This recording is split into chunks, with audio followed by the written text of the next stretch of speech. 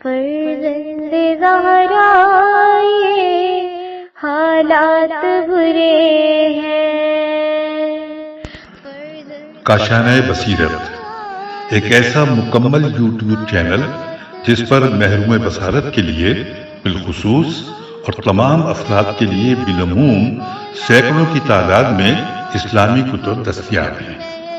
لہذا گزارش ہے کہ آپ اپنی ذمہ داری نبھاتے ہوئے کاشانہ بصیرت کو سبسکرائب کرنے کے ساتھ ساتھ بیل آئیکن کو پریس کیجیے تاکہ آپ علم کے حصول کے ساتھ ساتھ مذہب اہل بیت کی اشاعت میں بھی اہم کردار ادا کرتے رہیں۔ کاشانہ بصیرت۔ فرزند زہرا یہ حالات برے ہیں۔ بسم اللہ الرحمن الرحیم۔ اب ہم کتاب نمونۂ صبر زینب سلام اللہ علیہ کے پارٹ نمبر 8 کا آغاز صفحہ نمبر 187 سے کر رہے ہیں۔ 5ویں فصل، ہیڈنگ ہے مدینہ بازگشت۔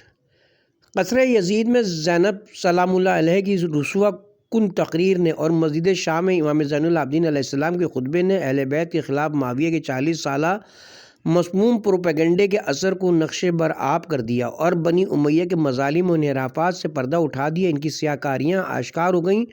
شام والے ہوش میں آ گئے اور انہوں نے یہ محسوس کر لیا کہ معاویہ اور یزید جو کہ سالہ سال سے اسلام کے نام پر اور رسول کے جانشین کے عنوان سے ان پر حکومت کر رہے ہیں، جات طلب اور خوخار ہیں۔ حکومت شام جو کہ ایسی رسوائی سے دوچار ہونے کے بارے میں سوچ بھی نہیں سکتی تھی، اس نے اہل بیت کے شام پہنچنے پر ان کے خطبے اور لوگوں کی آگاہی سے اپنی حیثیت کو خطرے میں محسوس کیا اور چارہ جوئی میں مشغول ہو گئی۔ لوگوں کے غصے کو ٹھنڈا کرنے کے لیے حکومت کے پاس اس کے علاوہ چارہ کار نہ تھا کہ وہ عمومی افکار کی رعایت کرے، اس لیے اس نے اہل بیت کے ساتھ حسن سلوک اور ان کی تکلیف میں کمی کرنے کو اختیار کیا، یہاں تک کہ اہل بیت کی درخواست پر سید الشہداء کی عزاداری کے سلسلے میں 3 روز تک مجلس منعقد ہوئی کہ جن میں دربار شام کی عورتوں نے بھی شرکت کی۔ کتاب کا حوالہ نفس المحموم صفحہ نمبر 460۔ روز بروز شام والے حقیقت سے آگاہ ہوتے چلے جا رہے تھے اور شام کی حکومت کے کرتوت پر خشمناک ہوتے جا رہے تھے۔ اس بنا پر اہل بیت کا شام میں رہنا اپنے اور اپنی حکومت کے حق میں بہتر نہ سمجھا اور یہ طے کیا کہ پہلی فرصت میں قافلہ مدینہ واپس لوٹا دیا جائے۔ چنانچہ اس نے صحابی رسول بشیر بن نعمان کو بلایا تاکہ ان کے ساتھ قافلے کو مدینہ بھیج دیا جائے۔ اس پورے سفر میں بشیر بن نعمان نے اہل بیت علیہ السلام کے ساتھ نیک برتاؤ کیا اور جہاں تک ہو سکا ان کی شایان شان کام کیے۔ کتاب کا حوالہ ارشاد جلد نمبر 2 صفحہ نمبر 122۔ ہیڈنگ ہے سوئے مدینہ۔ کاروان اہل بیت علیہ السلام طویل سفر طے کر کے مشکلیں برداشت کر کے تحریک کربلا کو کامیاب بنا کر مدینہ لوٹ رہا ہے۔ قافلہ کتنے مصیبت و شدائد کے دن گزار کر آ رہا ہے، کیسی جانکا مصیبتیں اٹھائی ہیں، کیسی اسیری اور کیسے زبان کے زخم برداشت کیے ہیں۔ کربلا سے کوفہ، کوفہ سے شام کا پورا سفر غموں اور خون دل سے بھرا ہوا تھا۔ ہر جگہ مصیبت تھی۔ کوفے میں ابن زیاد کے دربار میں، شام میں دربار یزید میں کیا داغ اٹھائے۔ اب یہ قافلہ بے شمار اور عظیم مصیبتیں اٹھا کر شکستہ دل اور داغ دیدہ تھکے ہوئے ملامت و زخم زبان سن کر ایک عظیم کام کی انجام دہی سے سربلندی اور تاریخ بشریت میں عظیم انقلاب برپا کر کے مدینے کی طرف مہوئے سفر ہے۔ شام میں اہل بیت کی آمد پر شام والے خوشحال و مسرور تھے، اب وہ مغموم و محزون ہیں۔ لوگ اشک و آہ کے ساتھ اہل بیت علیہ السلام کو خداحافظ کہہ رہے ہیں، بدرکہ کہہ رہے ہیں اور خاندان ابو سفیان پر لعنت کر رہے ہیں۔ قافلہ بشیر بن نعمان کے ساتھ بیابانوں کو طے کرتا ہوا مدینے کی طرف بڑھ رہا ہے، لیکن زینب کو وہ دن یاد ہے جس دن آپ نے اسی کاروان کے ساتھ مدینے سے مکہ کو ہجرت کی تھی اور وہاں سے کربلا کو چلی تھیں۔ جس قافلے کے قافلہ سالار حسین تھے، جس کے ساتھ عباس و علی ایسے شیر تھے، جس کے ہمراہ یادگار امام حسین قاسم تھے، جس کے ہمراہ یادگار امام حسن قاسم تھے۔ نظروں میں بھائی حسین کا نورانی چہرہ ہے، عباس کی شجاعت اور وفاداری آنکھوں کے سامنے ہے، قاسم کی پاکیزگی، شبیہ رسول علی اکبر کی تصویریں ذہن کے پردوں سے محو نہیں ہوئی ہیں۔ ہیڈنگ ہے حرم کی دہلیز پر۔ قافلہ لہجہ بہ لہجہ مدینے سے قریب ہو رہا ہے۔ دور سے مرقد رسول کی عطر آ گئیں، خوشبو مشام میں پہنچ رہی ہے۔ مقتول عزیزوں کی یاد کا پہلے سے زیادہ احساس ہو رہا ہے، ایک ایک کا زخم تازہ ہوتا جا رہا ہے۔ سب یہ سوچ رہے ہیں کہ مدینے والوں کو قتل حسین کی خبر کیسے سنائیں، کس منہ سے مدینے میں داخل ہوں، کیوں کر مدینے میں رہیں۔ اب مدینے میں حسین نہیں ہے، عباس نہیں ہے، علی اکبر نہیں ہے، اون و محمد نہیں ہے، ان سب کی یاد پے در پے ستائے گی۔ ان کا غم کیسے برداشت کیا جائے گا؟ شاید قافلے میں سے ہر ایک مرکز رسول سے درد دل بیان کرتا ہے اور جو مصیبتیں اٹھائی تھیں ان کا شکوہ کرتا ہے۔ آخرکار امام زین العابدین علیہ السلام کے دستور سے قافلہ مدینے سے باہر ہی روک دیا گیا، سامان اتارا گیا، خیمے نصب کیے گئے، عورتوں اور بچوں کو اتارا گیا۔ مدینے میں داخل ہونے سے پہلے لوگوں کو عظیم خبر سے آگاہ کر دیا جائے۔ امام زین العابدین علیہ السلام بشیر بن جزلم کو بلاتے ہیں۔ بشیر، خدا تمہارے باپ پر رحم کرے، وہ شاعر تھے، تم بھی شعر کہہ لیتے ہو؟ ہاں فرزند رسول، میں شاعر ہوں۔ جاؤ مدینے میں شہادت حسین کی خبر سنا دو۔ بشیر کہتے ہیں میں گھوڑے پر سوار ہوا اور مدینے کی طرف روانہ ہوا۔ مسجد رسول میں پہنچا اور باشور و شین بلند آواز ہی اشعار پڑھے۔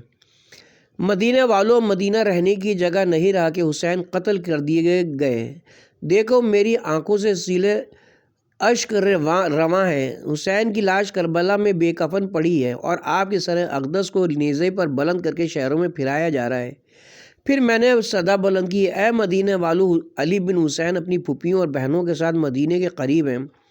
امام زین العابدین علیہ السلام نے مجھے تمہارے پاس بھیجا ہے، چلو میں تمہیں ان کے پاس لے چلتا ہوں۔ بشیر کہتا ہے مدینے کی عورتیں گریہ کناں گھروں سے باہر نکل آئی ہوں اور اس دن سے زیادہ میں نے مردوں کو روتے ہوئے نہیں دیکھا اور نہ مسلمانوں کے لیے اس دن سے زیادہ مصیبت ناک دن مشاہدہ کیا۔ مدینے کے لوگ بشیر کے ساتھ اہل بیت کے پاس پہنچے۔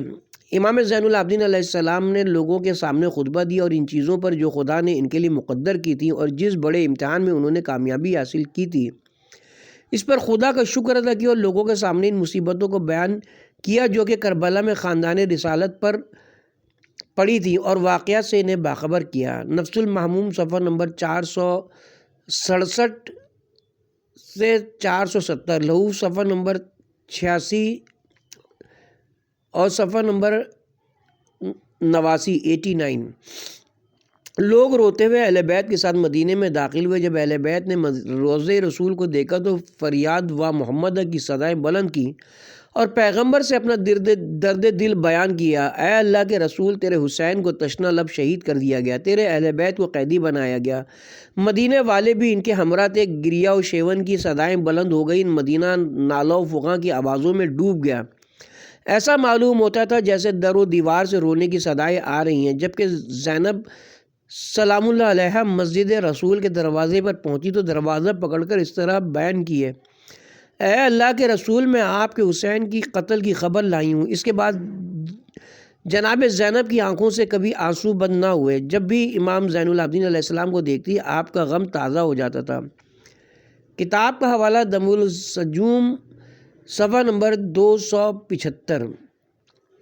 ظاہر ہے کہ جناب زینب کو سکون نہیں ملتا۔ آپ عاشور کے واقعات کو بیان کر کے لوگوں میں انقلاب پیدا کرتی ہیں، انہیں جوش دلاتی ہیں، غیرت دلاتی ہیں، لوگ بیدار ہوتے ہیں اور خون حسین کے انتقام کے لیے کھڑے ہوتے ہیں۔ حسین تو شہید ہو گئے لیکن آپ کے پیغام رساں افراد نے آپ کی حق طلبی کی آواز کو عالم اسلام تک پہنچا دیا۔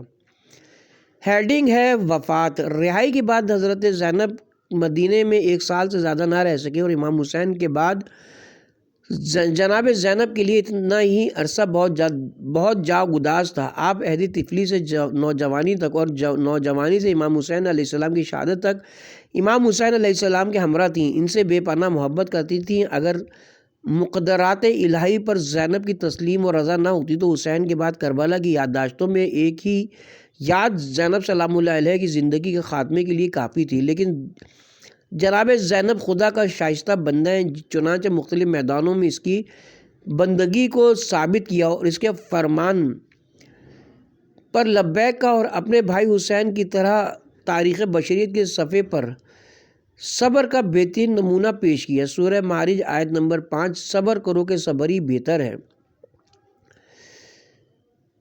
تاریخ بشریت کے صفحے پر صبر کا بہترین نمونہ رقم کر دیا۔ اس طرح باشکوہ زندگی گزارنے کے بعد بلند روح خدا کے جوار رحمت میں پہنچ گئی اور اپنے دو دامان سے اور اپنے ودود مان سے ملی اور بہترین زندگی گزارنے، بندگی خدا، عفت، ایثار، فداکاری، راہ خدا میں صبر و پائیداری کا سب کو درس دیا۔ ان پر خدا کا سلام جس روز آپ پیدا ہوئیں اور جس روز دنیا سے سدھاری اور جس روز وہ پاک و پاکیزہ اجداد کے ساتھ اٹھائی جائیں گی۔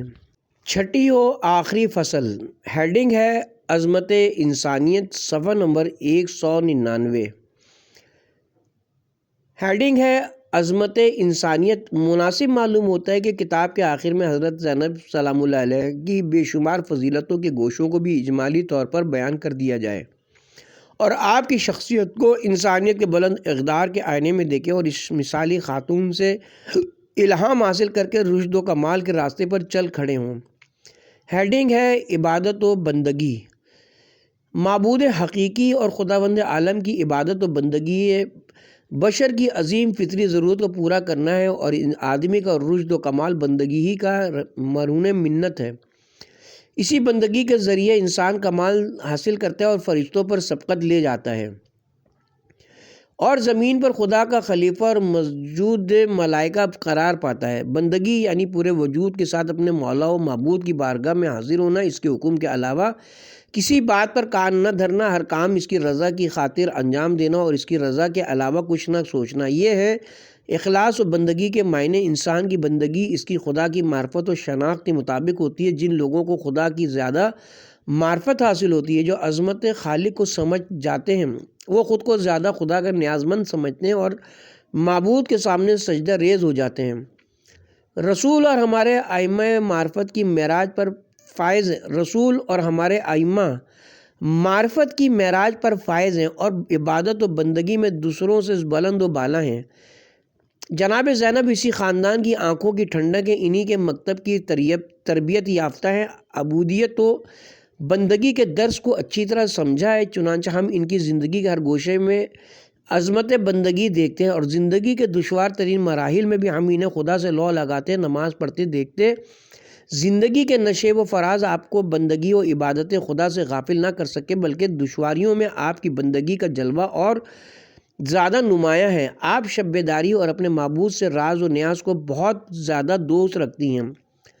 آپ نیم شبی اور تہجد کی پرورش یافتہ ہیں۔ امام حسین علیہ السلام عظمت زینب کو سب سے بہتر جانتے ہیں، چنانچہ آخری وصیت کے وقت اپنی بہن سے فرماتے ہیں، بہن مجھے نماز شب میں فراموش نہ کیجیے گا۔ کتاب کا حوالہ ریحان الشریعہ جلد نمبر 3 صفحہ نمبر 62۔ فاطمہ بنت الحسین سے منقول ہے کہ شب عاشور میری پھوپھی زینب مستقل عبادت میں مشغول رہیں اور اپنے خدا سے مناجات کرتی رہیں، اس کی بارگاہ میں استغاثہ کرتی رہیں۔ نہ لمحے بھر کے لیے ہم میں سے کسی نے آرام کیا اور نہ چشم زدن کے لیے نالہ روکا۔ کتاب کا حوالہ ہے ریحان الشریعہ جلد نمبر 3 صفحہ نمبر 62۔ امام زین العابدین علیہ السلام فرماتے ہیں، میری پھوپھی زینب نے تمام مصائب کے باوجود کربلا سے شام تک نماز نافلہ بھی ترک نہیں کی، تمام مشکلوں کے باوجود عبادی مراسم سے غافل نہ ہوئیں۔ کتاب کا حوالہ ریحان الشریعہ جلد نمبر 3 صفحہ نمبر 62 اور خصائص زینبیہ صفحہ نمبر 216۔ جناب زینب سلام اللہ علیہ کی شجاعت، قوت قلب اور سکون قلب کا سرچشمہ خدا سے ربط اور اس پر بھروسہ تھا۔ دربار یزید میں آپ کی ہلا دینے والی تقریر اس مسموم فضا میں نہیں عن المنکر، پورے سفر میں حیا و عفت کی پاسداری، ہر جگہ اپنے فرائض کی انجام دہی، زینب سلام اللہ علیہ کی بندگی کے جلوے ہیں۔ ہیڈنگ ہے غور و فکر۔ حضرت زینب سلام اللہ علیہ کی اہم خصوصیات میں سے ایک علم، درایت اور آگاہی ہے۔ آپ کی علم و آگاہی کی گہرائی کا آپ کے خطبوں اور تقریروں سے بخوبی اندازہ لگایا جا سکتا ہے، چنانچہ بازار کوفہ میں امام زین العابدین علیہ السلام نے اس خصوصیت پر فخر کیا اور فرمایا۔ کتاب کا حوالہ نفس المحموم صفحہ نمبر 395۔ آپ بحمدللہ ایسی عالمہ ہے جس کو سکھایا نہیں گیا، ایسی فہمیدہ ہیں جنہیں سمجھایا نہیں گیا ہے۔ تمام مراحل میں جناب زینب اپنے فرائض سے آگاہ تھیں۔ جہاں سکوت کرنا چاہیے تھا وہاں سکوت و خاموشی اختیار کی، جہاں فریاد کرنا چاہیے تھے وہاں فریاد کی، جہاں جانفشانی کرنی چاہیے وہاں جانفشانی کی۔ کاروان اہل بیت کو کنٹرول کرنے میں آپ کی تدبیر حیرت انگیز تھی۔ اگرچہ عورت نرم دل اور جذباتی ہوتی ہے، لیکن یہ احساسات و جذبات کسی وقت بھی زینب سلام اللہ علیہ کی تدبیر و فکر پر غالب نہ ہو سکے اور آپ کو فرائض الہی سے غافل نہ بنا سکے۔ آپ نے دہلا دینے والے موقعوں پر بھی عاقلانہ کام کیے، اسی لیے آپ کو عقیلہ بنی ہاشم کہا جاتا ہے۔ کتاب کا حوالہ الخصائص زینبیہ صفحہ نمبر 197۔ ہیڈنگ ہے ایثار و فداکاری۔ جناب زینب سلام اللہ علیہ علی و فاطمہ کی بیٹی ہیں، جس خاندان کی شان میں سورہ حلاطہ نازل ہوا اور ان کے خالصانہ ایثار کی مدح کی۔ کتاب کا حوالہ تفسیر المیزان جلد نمبر 20 صفحہ نمبر 132۔ اپنے نفس پر دوسروں کو مقدم کرنا اس خاندان کی سیرت رہی ہے، اور زینب سلام اللہ علیہ جو کہ اسی خاندان سے ہیں اور مکتب توحید کی پیرو ہیں، انہوں نے اپنی پوری زندگی میں خصوصاً سید الشہداء کی خونی تحریک کے دوران اپنے آرام کو بھلا دیا تھا، خود کو اور اپنے عزیزوں کو راہ خدا میں فدا کر دیا تھا، تمام مصیبتوں کو تحمل کیا اور سارے شدائد برداشت کیے۔ کربلا کی عظیم تحریک میں آپ کی فداکاری اور ایثار تاریخ میں محفوظ ہیں۔ مشکلوں میں خود کو بھول گئی اور فداکارانہ عمل کیے، مشکلوں کو خندہ پیشانی سے قبول کرتی اور ان کے مقابلے میں ثابت قدمی و مقاومت سے کام لیتی تھیں۔ پورے سفر کے دوران بچوں اور قافلے والوں کی حمایت کی، اپنا کھانا بھی دوسروں کو دیتی تھیں۔ امام زین العابدین علیہ السلام فرماتے ہیں، میری پھوپھی زینب کوفہ سے شام تک کے سفر میں واجب و مستحب نمازیں پڑھتی رہیں۔ ایک منزل پر میں نے دیکھا کہ آپ بیٹھ کر نماز پڑھ رہی ہیں۔ اس کا سبب یہ تھا کہ 3 روز سے برابر اپنا حصہ چھوٹے بچوں کو دیتی تھیں۔ کتاب کا حوالہ ریحان الشرعیہ جلد نمبر 3 صفحہ نمبر 62۔ جناب زینب کا یہ ایثار و فداکاری اس لیے تھی کہ جناب زینب کو اپنے مقصد اور راستے پر کامل ایمان تھا اور اس سلسلے میں جانفشانی کرنے میں آپ قطعی دریغ نہیں کرتی تھی۔ جناب زینب کی ولادت کے وقت رسول نے فرمایا تھا کہ میری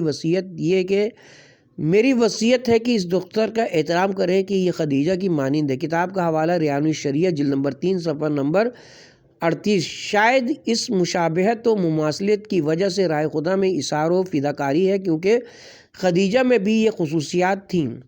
جب رسول تنہا تھے اس وقت حضرت خدیجہ نے اپنی ساری دولت و ثروت ایثار کرتے ہوئے اسلام کی ترویج میں صرف کر دی تھی۔ کتاب کا حوالہ میزان الحکمہ جلد نمبر 5 صفحہ نمبر 261۔ جناب زینب نے بھی دین کی حفاظت میں اپنے بھائی امام حسین کے ساتھ اپنی ہر چیز قربان کر دی۔ ہیڈنگ ہے صبر و پائیداری۔ حقیقی صبر کو ایمان کے وہاں تلاش کرنا چاہیے جہاں ایمان ہوتا ہے۔ حقیقی صابر اور سچا مومن ہوتا ہے۔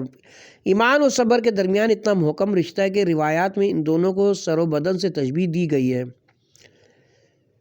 کتاب کا حوالہ بحار الانوار جلد نمبر 43 صفحہ نمبر 121۔ صبر کو ایمان سے وہی نسبت ہے جو کہ سر کو بدن سے ہوتی ہے۔ اس تشبیہ سے یہ بات واضح ہوتی ہے کہ مومن کے ایمان کی حیات اور اس کا رشد و کمال اس کے صبر کا رہین منت ہے، اور جو مومن صابر نہیں ہے اس کا ایمان ہمیشہ ڈگمگاتا رہے گا۔ ایمان اور فرائض پر عمل کی بنیاد پر استوار زندگی اسی وقت میسر ہوگی جبکہ صبر ساتھ ہوگا، اس لیے صبر کو 3 قسموں میں تقسیم کیا گیا ہے: اطاعت پر صبر، معصیت پر صبر، مصیبت پر صبر۔ کتاب کا حوالہ میزان الحکمہ جلد نمبر 5 صفحہ نمبر 267۔ خدا کی بندگی، شیطان اور خواہشات نفس کی مخالفت، گناہوں سے پرہیز، مصیبتوں میں ثابت قدمی صبر کی نیاز مند ہے۔ مومن انسان زندگی میں جن دشواریوں کو برداشت کرتا ہے ان کے مختلف آثار ہوتے ہیں۔ راہ خدا میں مصیبتوں کا ایک قیمتی ترین اثر انسان کا رشد و کمال ہے، یعنی راہ خدا میں دشواریاں برداشت کرنے سے آدمی کے لیے رشد کی زمین ہموار ہونی ہے۔ جیسا کہ حضرت علی علیہ السلام کا ارشاد ہے، انسان ایمان کی حقیقت کا ادراک نہیں کرتا ہے مگر یہ کہ اس میں 3 خصوصیت ہوں: نمبر 1 علم دین، نمبر 2 مصیبتوں پر صبر، نمبر 3 زندگی چلانے میں بہترین تدبیر کتاب کا حوالہ بحار الانوار جلد نمبر 71 صفحہ نمبر 92۔ ہم دیکھتے ہیں کہ انسان کی زندگی کی مشکلات اگر وہ ان پر صبر کرے تو حقیقت ایمان کے ادراک کا سبب بن جاتی ہے۔ راہ خدا میں صبر کرنے کا دوسرا فائدہ وہ اجر و ثواب ہے جو انسان کو آخرت میں نصیب ہوگا۔ امام صادق علیہ السلام فرماتے ہیں خدائے متعال مومن بندے کو زندگی کی دشواریوں، بیماری، عزیزوں کی مصیبت، مالی و اقتصادی مشکلات، دنیاوی جنجال میں مبتلا کرتا ہے تاکہ اسے اجر و ثواب عطا کرے۔ کتاب کا حوالہ ہے بحار الانوار جلد نمبر 67 صفحہ نمبر 236۔ کبھی کمالات اور بہشت کا حصول صرف زندگی کی راہوں میں دشواریوں کے سب برداشت کرنے پر موقوف ہوتا ہے۔ اس سلسلے میں ایک روایت ملاحظہ فرمائیں۔ امام جعفر صادق علیہ السلام کا ارشاد ہے کبھی بندے کے لیے خدا کے پاس ایک درجہ ہوتا ہے جو کہ اسے اس کے عمل سے حاصل نہیں ہوتا ہے، اس لیے خداوند عالم اسے بیماری یا مصیبت یا بیٹے کے غم میں مبتلا کر دیتا ہے۔ اگر وہ ان پر صبر کرتا ہے تو خدا اس کے عوض اسے وہ درجہ عطا کرتا ہے۔ کتاب کا حوالہ بحار الانوار جلد نمبر 71 صفحہ نمبر 94۔ امام حسین علیہ السلام نے اپنے قافلے والوں سے فرمایا تھا جان لو کہ مصیبتوں کو برداشت کرنے پر خداوند عالم اپنے بندوں کو بلند درجات و منزلیں عطا کرتا ہے۔ کتاب کا حوالہ بحار الانوار جلد نمبر 45 صفحہ نمبر 90۔ زندگی میں پیش آنے والی مصیبتوں اور مشکلوں کے سلسلے میں جو اجر و ثواب بیان کیا گیا اس کو ملحوظ رکھتے ہوئے اس بات کا سراغ لگایا جا سکتا ہے کہ مومن انسانوں کے لیے مصیبتوں کے دو رخ ہوتے ہیں، ایک ظاہری جو کہ برا اور ناگوار ہوتا ہے، دوسرا حقیقی جو کہ بہت حسین ہوتا ہے۔ اس لیے روایات میں مصیبتوں کو مومن کے لیے خدا کا ہدیہ و تحفے کے عنوان سے پیش کیا گیا ہے۔ مصائب خدا کا عطیہ و تحفہ ہیں۔ کتاب کا حوالہ کافی جلد نمبر 2 صفحہ نمبر 260 بحار الانوار جلد نمبر 72 صفحہ نمبر 7۔ چنانچہ اولیاء اللہ اور پیغمبر مصائب کے حسین چہرے کا نظارہ کرتے ہیں اور اس کے سامنے سراپا تسلیم و راضی ہیں، یعنی مصیبت پڑنے پر کسی قسم کا گلہ نہیں کرتے ہیں بلکہ اس سے راضی رہتے ہیں۔ جناب زینب سلام اللہ علیہ حقیقت بین اور واقع نگر ہیں اور چونکہ مصائب و دشواریوں کے حقیقی چہرے کو دیکھتی ہیں انہیں اچھا سمجھتی ہیں اور ان پر صبر کرتی ہیں۔ جناب زینب کی زندگی میں عہد طفیلیت سے ہی مصیبتیں رہی ہیں۔ آپ کے جد رسول کی وفات حسرت آیات کی مصیبت، آپ کی والدہ حضرت فاطمہ زہرا کی جاں گداز شہادت کی مصیبت، آپ کے والد حضرت علی اور آپ کے بھائی امام حسن کی شہادت کی مصیبت اور کربلا کی بے شمار مصیبتیں عالم کے عظیم ترین مصائب میں شمار ہوتی ہیں۔ جناب زینب سلام اللہ علیہ ان تمام مصائب کو صبر و شعور کے ساتھ برداشت کیا ہے، چنانچہ صبر آپ کے نام سے مقرون ہو گیا ہے۔ زینب کا صبر بیٹوں، بھائیوں اور بھتیجوں کی شہادت پر دیکھا جا سکتا ہے۔ جناب زینب کے صبر کو باپ کی آغوش میں شیرخوار کی شہادت کے وقت دیکھا جا سکتا ہے۔ جناب زینب کے صبر کو امام زین العابدین علیہ السلام کو تسلی دیتے وقت دیکھا جا سکتا ہے۔ جناب زینب کے صبر کو لاش سید الشہداء اور دیگر شہداء کی لاشوں کو دیکھنے کے وقت بھی دیکھا جا سکتا ہے۔ زینب کے صبر جمیل کی عظمت کو اس وقت ملاحظہ کیا جا سکتا ہے جب ابن زیاد کے سامنے آپ نے خود کو بہترین و جمیل قرار دیا۔ راہ خدا میں ہم نے جو مصائب اٹھائے وہ حسین و جمیل ہیں۔ کتاب کا حوالہ نفس المحموم صفحہ نمبر 407 اور لہوف صفحہ نمبر 70۔ خداوند عالم زینب کبریٰ سلام اللہ علیہ اور راہ خدا میں ایثار کرنے والوں پر جو کہ صبر زینب سلام اللہ علیہ کو اپنی کتاب حیات کا عنوان قرار دیتے ہیں رحمت نازل فرمائے۔ زینب سلام اللہ علیہ یعنی باپ کی زینت، یہ نام خدا نے اس دختر کے لیے انتخاب کیا تھا جو کہ اپنا پیغام پہنچا کر فخر تاریخ اور خاندان نبوت و ولایت کے لیے باعث افتخار بن گئیں۔ اسی لیے تاریخ کربلا میں جو کہ اسلام و تشیع کی زندہ و جاوید تاریخ ہے، جناب زینب سلام اللہ علیہ کا نام ان کی فداکاری کی وجہ سے درخشاں ہے۔ اس کے ساتھ ہی یہاں پہ کتاب نمونۂ صبر زینب سلام اللہ علیہ، تالیف اکبر اسدی مہدی رضائی، ترجمہ نثار احمد زین پوری، کتابت سید پیغمبر عباس نوگانوی اور ناشر انصاریان پبلیکیشنز قم ایران، اپنے اختتام کو پہنچی۔ کتاب کے کل صفحات کی تعداد تھی 210 اور جو کہ 8 حصوں پر مشتمل ہے۔